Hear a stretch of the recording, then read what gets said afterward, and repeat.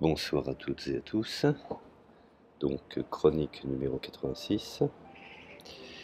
Et dans cette chronique, je vais traiter de la notion de corruption et également d'éthique. Je dirais pourquoi cette chronique. Je viens de voir la vidéo de mon ami Aldostéron, que je salue au passage et lui souhaite plein de bonnes choses.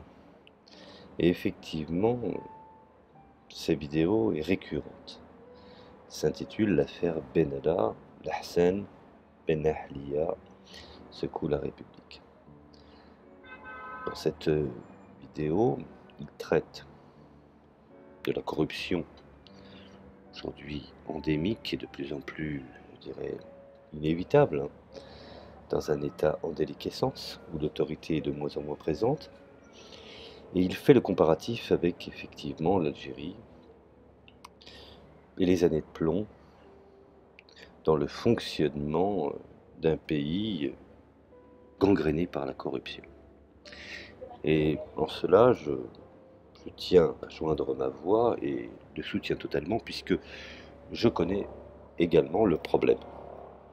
Ayant vécu là-bas, pendant ces années-là, j'ai pu constater exactement, même, je dirais, les mêmes effets, même les mêmes explications, notamment, qu'il a pu donner d'une façon succincte dans sa vidéo. Alors, premièrement, quelles sont les approches de ce qu'on pourrait définir comme étant la corruption, avant de passer à l'éthique? Comment la définir? Comment la reconnaître dans une société? Alors, me direz-vous, elle a différents aspects, elle prend différentes formes. Je dirais que même la définition la plus utilisée de la corruption est l'abus de pouvoir, voire même de l'abus de confiance à des fins d'enrichissement personnel. D'autres pourront préciser qu'effectivement, la définition courante est l'abus de charge publique à des fins d'enrichissement personnel, puisque pour corrompre, il faut qu'il y ait un acteur important qui possède des moyens et un autre acteur qui en ait les moyens de financer celui qui est à la tête d'une structure intéressante. Alors, ce type de définition succincte et opérationnelle décrit, je dirais même, le phénomène à un niveau micro-local. C'est en cela que finalement, toute cette petite corruption cumulée parasite complètement le quotidien de l'individu. Quand je parle de niveau micro-local, je parle bien entendu au niveau individuel, car cas d'espèce, le président, ses conseillers, les ministres, les députés peuvent voler ou détourner des fonds de façon conséquente. Il ne faut pas oublier que le simple petit fonctionnaire d'une simple petite catégorie, lui-même aussi également, à son humble niveau, utilise ce que le grand montre comme exemple. Alors, cependant, je voudrais dire que ce type de conceptualisation a ses limites. D'abord, la corruption n'est pas seulement un phénomène qui touche les gouvernements. Comme le suggère, je dirais, le vieil adage. Elle peut avoir lieu également dans la sphère économique, parmi les acteurs, groupes non étatiques de la société. Ensuite,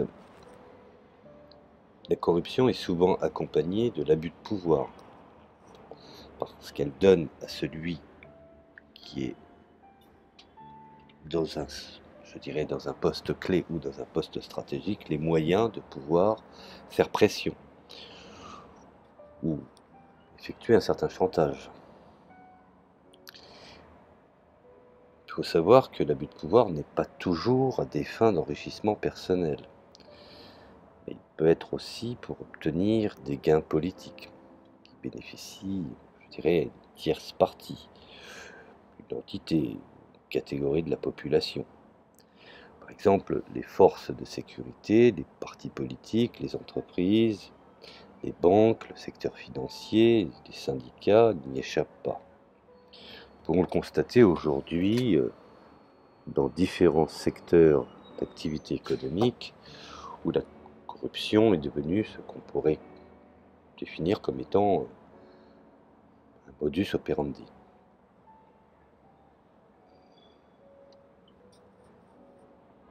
Enfin, n'oublions pas, le cadre de ces définitions ne dit rien sur le fonctionnement de la corruption. C'est seulement, je dirais, un constat. Il ne s'agit pas simplement de l'agrégat des transactions individuelles entre un corrompu qui abuse de son pouvoir et de sa place, ou de sa position dans un secteur clé, comme je viens de le définir, et un corrupteur, victime ou partenaire. Il faut savoir que dans la corruption, il y a deux acteurs. Il y a celui qui est volontaire et qui prend part à l'intérêt, et celui qui n'a pas d'autre choix que de, je dirais, accepter la corruption pour, finalement, au fond, posséder ses droits. Je donne un cas d'exemple. Une personne qui traverse la frontière avec des médicaments pour soigner un proche, en état normal, il déclare ces différents médicaments et ensuite il franchit dans un système de corruption. Le douanier lui fait comprendre que s'il veut que les médicaments passent afin de pouvoir sauver l'intéressé, ma foi, il faut qu'il sorte un peu d'argent. Ça, je dirais, court à une explication tout à fait logique. C'est pour ça que je considère que souvent nous avons dans la corruption des victimes ou des partenaires volontaires de certaines formes de transactions illégales, voire illicites. Alors illégales d'un point de vue du droit, puisqu'il y a quand même une constitution, même si elle n'est pas respectée, et illicite du point de vue de l'éthique et de la morale. La corruption relève d'un système d'abus de pouvoir complexe qui implique des relations multiples. Elle est aussi un indicateur de la santé d'une société, des institutions, voire même d'un pays. Bien entendu, cela implique des relations multiples. Certaines sont évidentes, et dont une large partie est bien entendu obscure, voire cachée. D'où, je dirais, l'insistance sur la nécessité de la transparence qui est demandée par tous les mouvements de lutte contre la corruption. À l'intérieur de ce système perdurent des intérêts qui cherchent à maintenir le statu quo vénal. Je dirais que la définition que je définirais comme étant un élément, je dirais, que j'affectionne tout particulièrement de la corruption est la suivante. Un système d'abus de pouvoir à des fins de gains personnels, collectifs ou politiques. Souvent, bien entendu, impliquant un ensemble complexe de relations mêlées, différents acteurs, donc les unes aux autres, dont certaines sont visibles et d'autres sont bel et bien cachées. Relevant d'intérêts solidement établis qui peuvent opérer verticalement au sein d'une institution ou horizontalement à travers les sphères sociales, économiques et politiques dans une société, et même parfois de manière transnationale, voire aujourd'hui de façon internationale. La corruption peut être aussi un nouveau mode, je dirais, de compréhension de l'économie. Je donne un ordre d'exemple. Dans certains pays, nombre de ceux qui imaginent que escroquer, spolier, faire des affaires et s'enrichir est un moyen de devenir ou de prendre l'habillage d'un homme d'affaires tout à fait respectable. La corruption peut être aussi, je dirais, définie à partir du cadre du droit des humains, à travers du regard, des expériences de la population. on prend bien entendu en considération cette dimension. On conçoit alors la corruption comme une forme d'oppression et fatalement de perte de liberté. Alors, les limites d'une approche, je dirais, de la lutte contre la corruption, impulsée, je dirais, par le haut, nous pouvons considérer qu'effectivement, même si beaucoup d'organismes ou d'organes prétendent de nos jours, sur l'échelle internationale, lutter contre la corruption, même si parfois ils enregistrent quelques progrès, les changements réels semblent parfaitement modestes face à l'ampleur, je dirais, du phénomène ou du problème. Il ne faut pas oublier que les programmes nationaux anticorruption de large échelle ont eu faveur des institutions multilatérales ainsi que des pays bailleurs de fonds. Et ont des résultats mitigés étant donné que nous sommes, en cas d'espèce, dans une rivalité concurrentielle de plus en plus féroce. Alors, comment pouvons-nous, je dirais, aujourd'hui, d'une manière, je dirais, approcher la loi anticorruption qui pourrait se résumer sur 3 aspects. Le premier, réformer les mentalités. Faire en sorte que les dirigeants prennent conscience qu'une des conséquences de leurs actions a un impact direct sur les populations. Si l'État vole, la population vole. Ensuite, comment essayer d'inverser, je dirais, le système qui consiste en une focalisation sur la corruption administrative, à travers d'une approche venant du plus haut niveau de l'État et de l'élite. Cette approche ne prend pas en considération le potentiel de lutte anticorruption qui réside dans le peuple, et surtout parmi les citoyens. Et le second aspect revient à porter tous les efforts sur une approche législative résultant dans la détermination des normes et des règles, ainsi que les structures bureaucratiques et la création institutionnelle de commissions anticorruption, que je pourrais qualifier comme étant l'amélioration des capacités des gouvernements locaux et nationaux, des accords internationaux et la gestion de la finance publique. Alors, tout cela, bien entendu, ne sont que des vastes discours, mais ces approches sont en substance largement inspirées des expériences, je dirais, de certaines formes de démocratie occidentale industrialisée qui ont connu ce genre de problème. Certains experts en gouvernance soutiennent même que les tentatives d'amélioration de la gouvernance reposent sur des jugements de valeur. West in Best, c'est-à-dire le modèle occidental qui est considéré comme idéal en comparaison duquel on cherche à corriger les déficiences en gouvernance. Bien qu'aujourd'hui je suis un peu pessimiste sur les orientations politiques que prennent certains pays, et à commencer par le nôtre.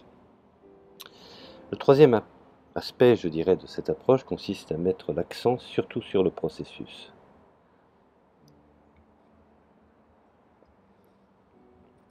Alors précisons qu'il existe une fausse croyance que c'est en combattant la corruption que l'on combat la corruption. C'est-à-dire que les initiatives anticorruption des commissions et d'agences gardiennes de l'éthique, la promulgation de nouvelles lois ou l'amélioration d'anciennes, la création de codes de conduite, de décrets, de pactes d'intégrité, n'ont en fait, d'après, je dirais, beaucoup d'experts, qu'un impact minimal. On vote une loi et on ne suit pas les décrets d'application. Ensuite, cette loi disparaît ou finit dans les placards de l'histoire. Alors en premier lieu, les approches venant du haut de la hiérarchie reposent sur la fausse hypothèse qu'une fois les structures anti-corruption mises en place, les pratiques illicites vont cesser de manière automatique, ce qui est une erreur fondamentale. Beaucoup de facteurs, je dirais, annulent ces lois, comme la pauvreté endémique, l'augmentation, je dirais, exponentielle du chômage, et n'oublions pas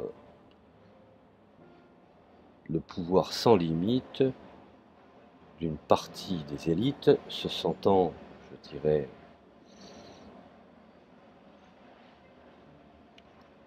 oui, on pourrait dire ça comme cela, se sentant enclin à pouvoir faire ce qu'ils veulent. Or, les institutions accusées de corruption sont souvent celles qui sont responsables de la mise en œuvre des réformes, ne l'oublions pas. Mais ceux qui bénéficient des pots de vin sont moins enclins à lutter vigoureusement que ceux qui en sont victimes, bien entendu. C'est la coule de source. Par conséquent, même si la volonté politique existe, celle-ci peut être bloquée, non pas parce qu'elle est insuffisante, mais parce qu'il y a une multitude d'acteurs dont l'intérêt est de maintenir le statu quo malhonnête. Dans certains pays, certaines corruptions qui ont le ton, je dirais, de pourrir le quotidien des individus, même si en apparence cela peut être jugé comme étant une certaine forme d'anarchisme politique, certains y trouvent une pagaille organisée. En second lieu, la société civile au niveau local n'a pas été inclue dans l'équation de la lutte anticorruption. Elle n'est inclue ni comme source d'information et d'expertise sur le niveau malfaisance et sur les approches pour la combattre efficacement, ni, je dirais, comme source d'expérience qu'en ont les citoyens, ni comme capacité qu'ils ont à impulser le changement vers plus d'intégrité et de responsabilité. La réforme des mentalités doit être aussi enseignée à l'école, chez les jeunes générations qui auront pour responsabilité plus tard de remplacer la génération qui est au pouvoir. En troisième lieu, cette approche méconnaît souvent la nature systémique de la corruption et ne prend pas en compte des secteurs de la société autres que celui de l'administration d'une manière générale. Enfin, des cadres de référence inspirés de l'Occident et des bureaucraties ayant atteint depuis longtemps un fort degré de maturité fournit des recettes universelles censées pouvoir s'appliquer dans tous les contextes. Nous avons assez d'experts, de philosophes, d'universitaires, même d'intellectuels qui pourraient intervenir. Et bien entendu, tout cela en permettant la promulgation en tant que telle, en dépit du bon sens. Alors tous ces facteurs pris cumulativement n'ont finalement eu qu'un résultat décevant. Il n'y a eu qu'un impact minimal sur la vie quotidienne du citoyen, de manière générale, du citoyen ordinaire. Alors il faut effectivement à ce moment-là changer de paradigme. C'est tout au crédit de la communauté internationale de lutte anticorruption de cette remise en question lors de ces dernières années s'être lancée dans un changement de paradigme, dans la manière de concevoir le problème et de le traiter. On reconnaît désormais qu'on peut, je dirais, on peut pas complètement faire face à ce problème sans l'implication active des citoyens. D'où l'importance d'éduquer les populations dans ce sens. Même si effectivement quand on regarde les baromètres avancés de la corruption dans le monde, et qu'il y a de quoi s'affoler, nous avons encore des individus postes clés qui ont conscience qu'à long terme, cela sera contre-productif. Alors, bien entendu, aujourd'hui, nous avons une approche du haut vers le bas, du bas vers le haut, qui sont finalement au fond, d'une façon imbriquée, les deux faces de la même médaille. Les approches qui viennent du haut, du leadership, pour s'appliquer vers l'ensemble de la société, ou bien qui viennent du peuple, pour remonter vers le haut. N'oublions pas que cela ne sont pas mutuellement exclusifs. Elles sont tous deux nécessaires. De plus, il existe une multitude de façons par lesquelles les mouvements populaires, les campagnes civiques et les mouvements citoyens, en mobilisant le pouvoir du peuple, viennent renforcer et apporter un complément aux approches légales, administratives, qui sont essentielles pour construire une infrastructure anticorruption servant d'ossature à la transformation à long terme des systèmes de prédation vénale. En premier lieu, la corruption verticale, les initiatives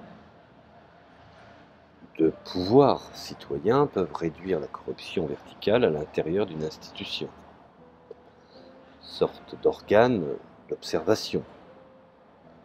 L'exemple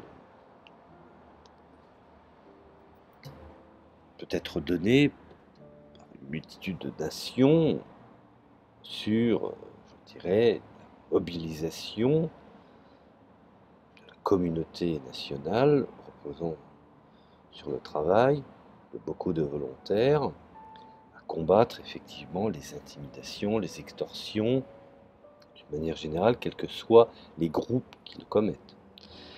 Ensuite, nous avons la corruption horizontale. On appelle les campagnes et les mouvements citoyens qui peuvent avoir un impact sur la corruption horizontale par le biais de l'associatif, qui peuvent opérer à travers d'institutions et secteurs pour lutter contre ce qu'on appelle la corruption systémique dans un pays en se concentrant sur les scandales impliquant tel ou tel responsable des institutions ou même à la haute chaise de l'État. Alors, bien entendu, nous en venons rapidement à l'approche systémique. Des mouvements de campagne civique qui sont organisés et stratégiques sont particulièrement efficaces pour faire face à la corruption systémique en exerçant des pressions sur les secteurs et sur les agents bénéficiant de systèmes de corruption dans la société en dehors du cadre de l'État et de l'administration.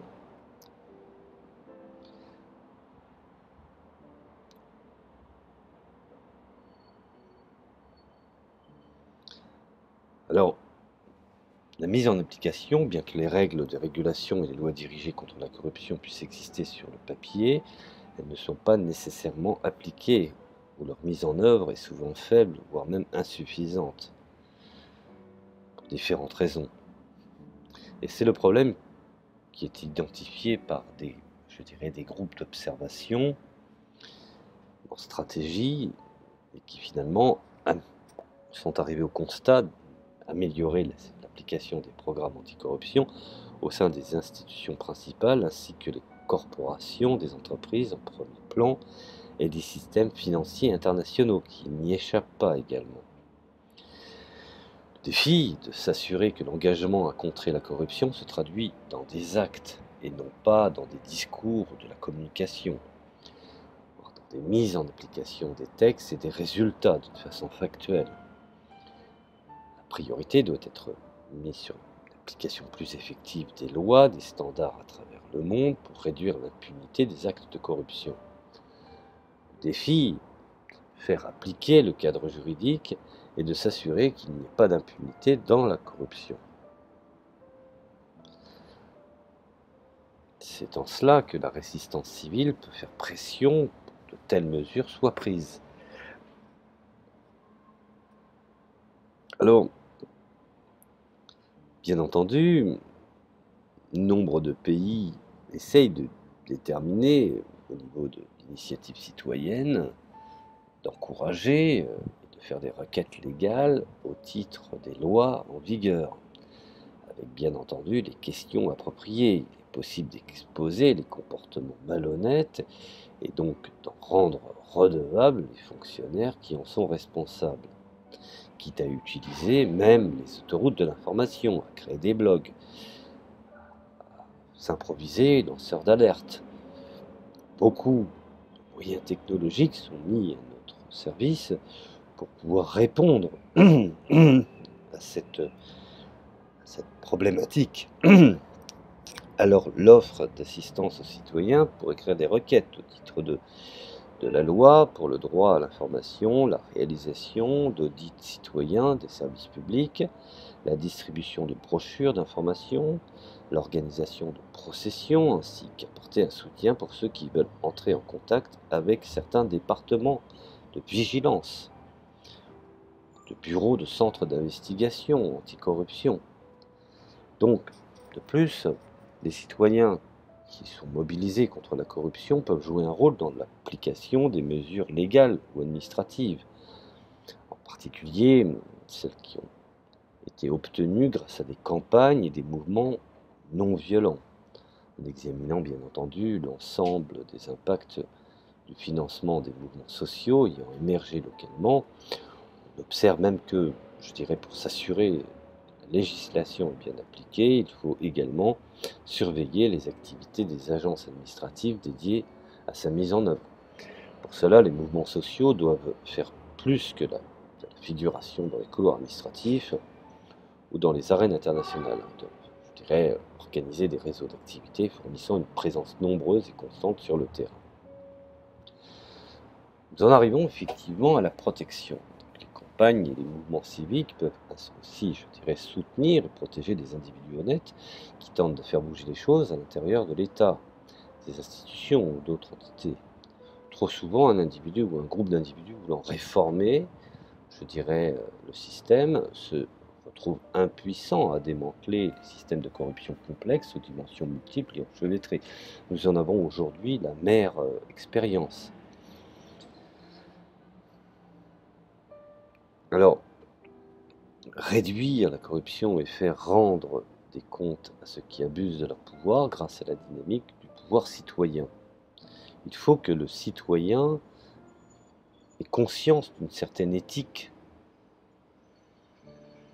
dans sa nation, dans son pays, dans sa région, dans son entreprise. Et l'histoire nous montre qu'il ne faut pas espérer que les dirigeants politiques et institutionnels se réforment d'eux-mêmes. Beaucoup de chercheurs nous ont montré que dans le domaine de l'engagement citoyen et de la mise en œuvre de procédures efficaces permettant de faire rendre des comptes aux personnes en situation de pouvoir, parfois confier que leur champ d'étude manquait de théorie expliquant le changement. Tout cela, bien entendu, concourt à la dynamique de la résistance civile, et je dirais même du pouvoir du citoyen fourni dans un cadre conceptuel, permettant à combler un vide. Les campagnes et les mouvements populaires appartiennent par nature au champ de l'engagement civique et incluent la participation des citoyens de tout horizon, de gens du peuple, unis autour de revendications communes et d'objectifs communs, et d'individus éclairés, conscients, citoyens mobilisés qui s'engagent dans des actions et des tactiques non violentes, relèvent d'une force sociale qui peut exercer des pressions à la fois sur l'État et sur d'autres secteurs de la société. Ces pressions proviennent de l'extérieur, du système de corruption et des institutions corrompues qui généralement ne peuvent pas se réformer de l'intérieur. Car ceux qui bénéficient des abus de corruption savent contourner les obstacles technocratiques et je dirais même saper les efforts politiques qui tenteraient d'introduire un quelconque changement. Les avantages stratégiques de la résistance non violente consistent précisément en ce que les méthodes d'action de ces mouvements soient extra-institutionnelles. Ceci leur permet de provoquer le changement là où les tenants du pouvoir institutionnel sont corrompus et où ne sont pas tenus de rendre des comptes. Bien entendu, là, les canaux administratifs et légaux sont bloqués ou ineffectifs. Alors, les citoyens mobilisés à travers des campagnes et des mouvements génèrent un pouvoir citoyen au travers de 3 dynamiques. La perturbation du statu quo et ou du fonctionnement routinier des systèmes de corruption, devenant presque par nature un mode de fonctionnement tout à fait normal, et surtout afin de secouer les structures de relations vénales et d'affaiblir ceux qui profitent du système et qui voudraient nous imposer ensuite le mode de corruption comme étant un moyen de communication tout à fait normal. Il ne faut pas oublier qu'ils en profitent au travers de lois, de pratiques et de services professionnels qui facilitent, je dirais, la malfaisance. Il n'est donc pas nécessaire de s'en prendre à des individus en particulier, tenter de punir chacune des interactions illicites. L'individu n'est que, même le corrompu, n'est qu'un fonctionnaire au service d'un système corrompu. C'est bel et bien le système qu'il faut changer. Et si le système change, le corrompu n'a plus d'outils et il disparaît.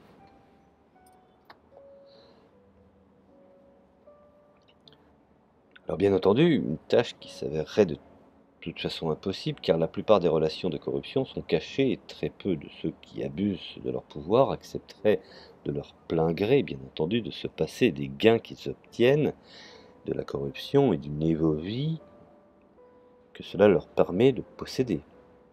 Alors les stratégies que la résistance civile utilise pour perturber, je dirais, le système, rendent plus difficile et risqué ces pratiques de business as usual. Et effectivement, tout changement n'aura, bien évidemment, aura des répercussions, et voire même le système corrompu aura son mode de réaction. Alors,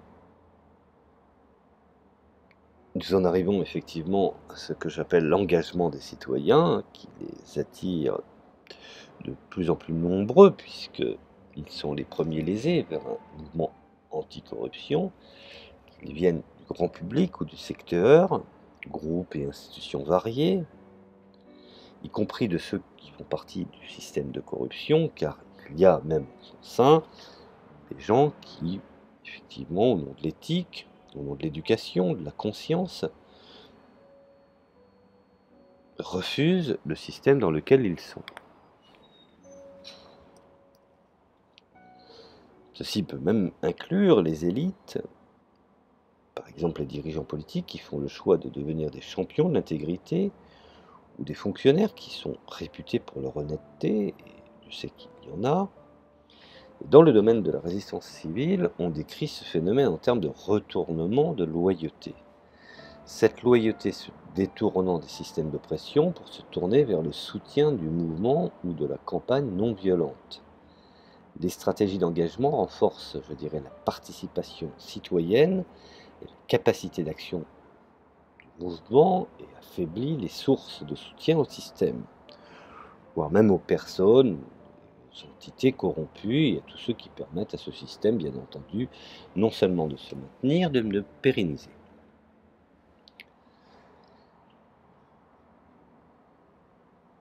Alors, il est bien évident qu'il faut changer les relations de pouvoir.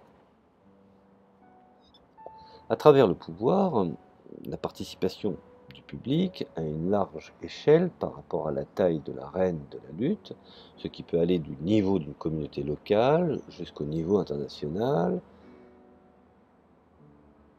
Pour l'instant, restons humbles, soyons dans un cadre national. C'est-à-dire que cela peut créer une pression sociale d'une amplitude telle qu'elle devient difficile à supprimer, voire même à ignorer. Usant également des mêmes canaux que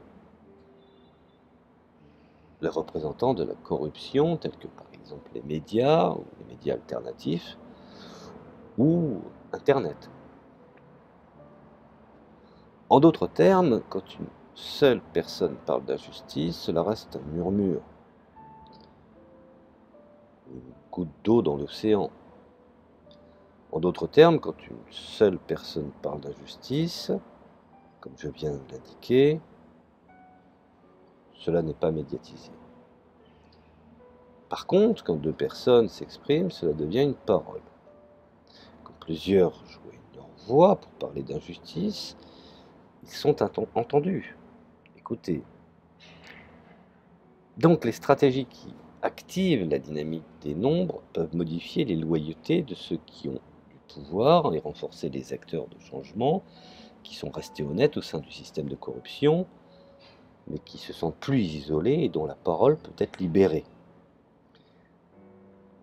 Et donc ne sont plus des cibles faciles à faire taire, et dont effectivement ces entités prennent conscience du rôle qu'ils ont à jouer.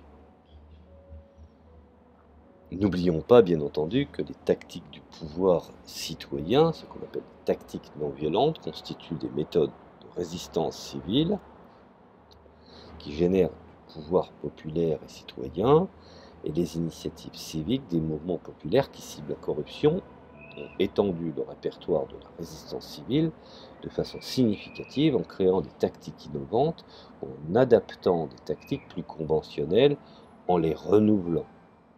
Ils ont développé certaines variétés de tactiques suivantes, ce qu'on appelle la non-coopération, la désobéissance civile, les actions de masse à faible risque, la création de nouveaux symboles, le théâtre de rue, la dramatisation visuelle, les chansons, les caricatures, le rire, la poésie, l'expression culturelle, l'usage de l'humour, des actions créant des dilemmes pour le pouvoir. Et quand en plus cela est relégué par des instances universitaires, effectivement, la position est plus aisée. N'oublions pas également la mise en point des listes noires de candidats, la collecte d'informations, les procédures de droit à l'information, la surveillance des fonctionnaires et des élus, des institutions, des budgets, de la manière dont ils ont dépensé des services publics, des projets de développement. La surveillance est une tactique utilisée par les acteurs civiques, y compris des citoyens ordinaires dans la lutte contre la corruption, pour non seulement prendre conscience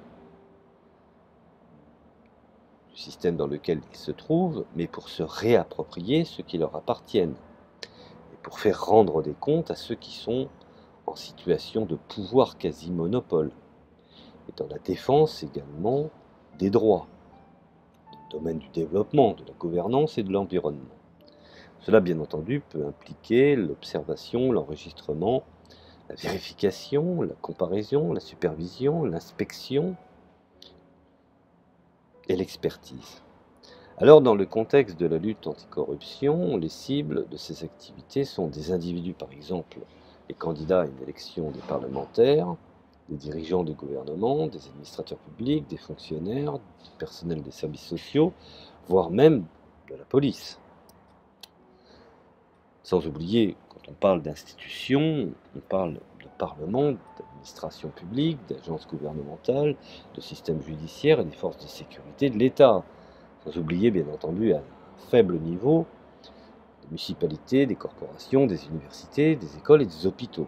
Bref, tous les tissus d'une société qui permet d'avoir une certaine attraction. Alors, des mesures politiques telles que la réduction de la pauvreté, l'éducation, l'exploitation des ressources naturelles, des budgets et des dépenses publiques, des programmes publics, des services sociaux, des travaux publics, des pratiques d'acquisition, des projets sociaux et économiques conduits par des gouvernements, des acteurs externes, la surveillance peut être visible. Par exemple, je dirais qu'au travers d'audits publics, des sites d'inspection ou bien anonymes, par exemple par des vidéos sur des téléphones mobiles ou des SMS, par des rapports de fonctionnaires, des officiers ou des officiels, des agents de police demandant des pots de vin. Ce type de surveillance efficace crée des pressions et perturbe les pratiques de corruption à l'intérieur du système d'abus de pouvoir. Et c'est ce que nous avons constaté, et c'est ce que, effectivement, nous explique notre ami Aldostérone dans sa vidéo.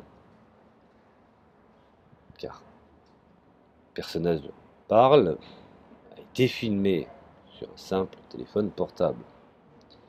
N'oubliez pas également Brice Hortefeux, qu'on s'est, je dirais, pris la main dans le sac ou dans le pot de confiture lors d'une université d'été.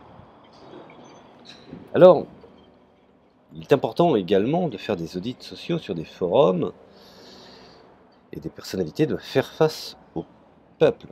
La résistance digitale à travers des technologies, des réseaux sociaux, c'est-à-dire également sur des posts comme tels que Facebook, sur des blogs, et bien entendu des SMS ou des pétitions en ligne, tels que des médias que je peux citer, tels que Twitter par exemple, puisque eux-mêmes l'utilisent. L'importance également, nous devons donner l'accent sur l'éducation et la formation.